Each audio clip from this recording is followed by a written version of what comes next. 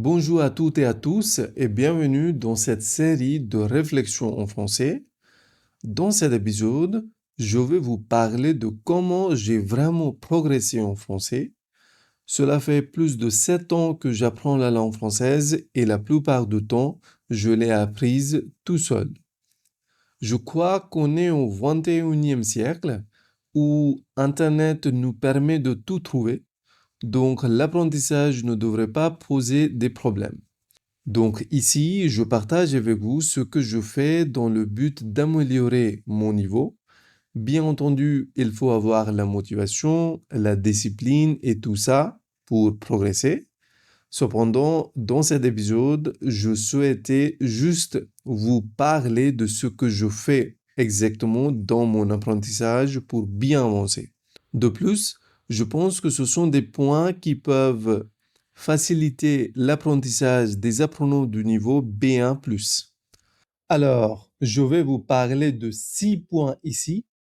Le temps que je passe avec la langue, l'importance de parler, la lecture à voix haute, l'écoute, le vocabulaire et enfin l'écriture.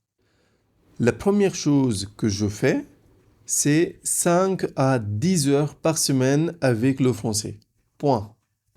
Si vous n'habitez pas dans un pays francophone, c'est un peu compliqué d'avoir la tête à ça. Je vous le concède. Personnellement, je fais en sorte de passer entre 5 et 10 heures par semaine à faire des choses en français. Ça peut être regarder attentivement de petites vidéos sur YouTube, lire des articles sur Internet, écouter des podcasts ou écrire des choses de temps en temps. Et le dernier, pratiquer mon vocabulaire ou des expressions sur Anki.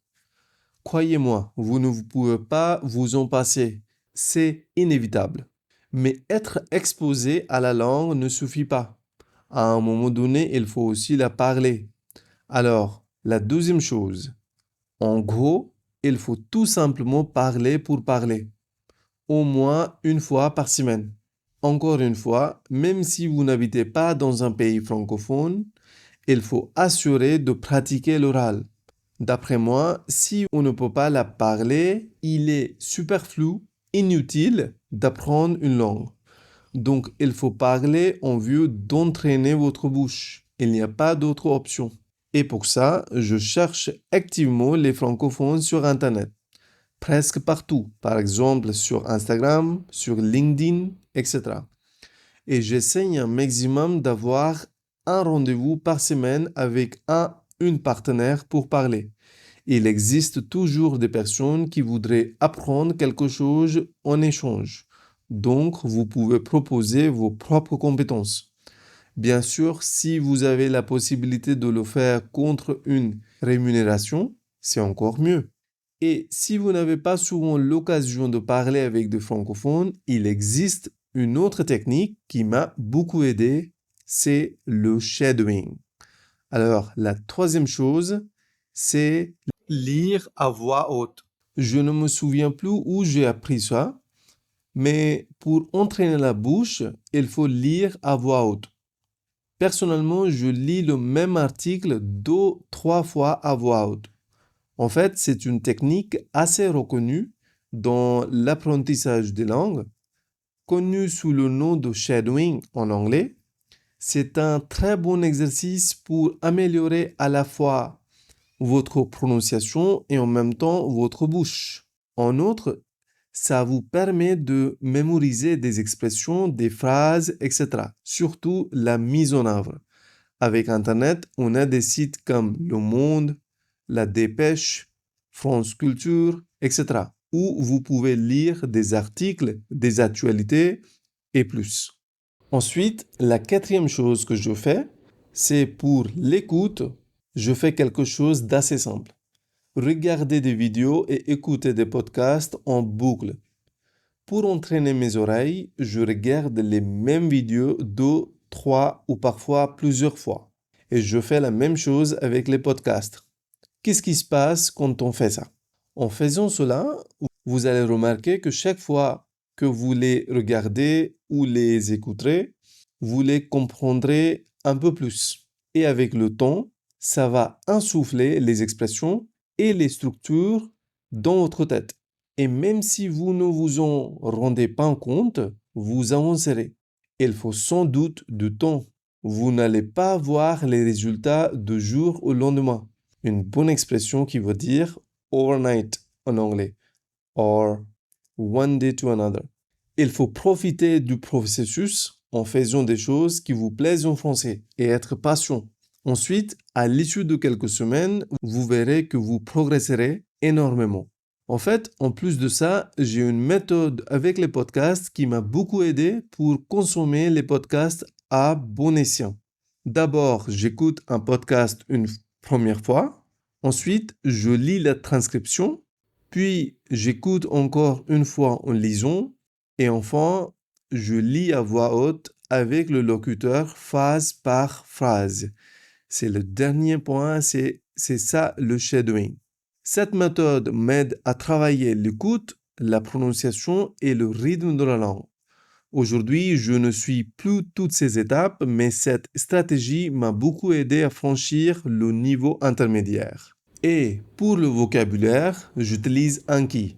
C'est ça la 5e chose que je fais. Qu'est-ce que c'est Anki? Anki, c'est une application pour pratiquer les mots, les expressions, etc. dans une langue via des flashcards. Quand j'ai commencé mon apprentissage, j'utilisais un cahier pour noter les expressions ou les mots, histoire de les pratiquer après. Puis, au fil du temps, j'ai découvert cette application Anki qui a changé la donne. Changer la donne, c'est une expression française qui veut dire modifier radicalement la situation. Comme tout, c'était fastidieux. Mais petit à petit, quand il y avait pas mal de mots et d'expressions, ça a commencé à m'aider. Ça m'a permis de mémoriser les phrases, les mots et les expressions et de les utiliser chaque fois quand je parle ou écris en français. L'application répète les mots que vous oubliez plus souvent. Alors, même aujourd'hui, s'il n'y a pas grand-chose à faire en français, je pratique sur Anki. Ce qui est bien ici, c'est que on peut l'utiliser n'importe où et n'importe quand sur notre portable. Je souligne que même si ce soit gratuit sur Android, c'est payant sur iPhone.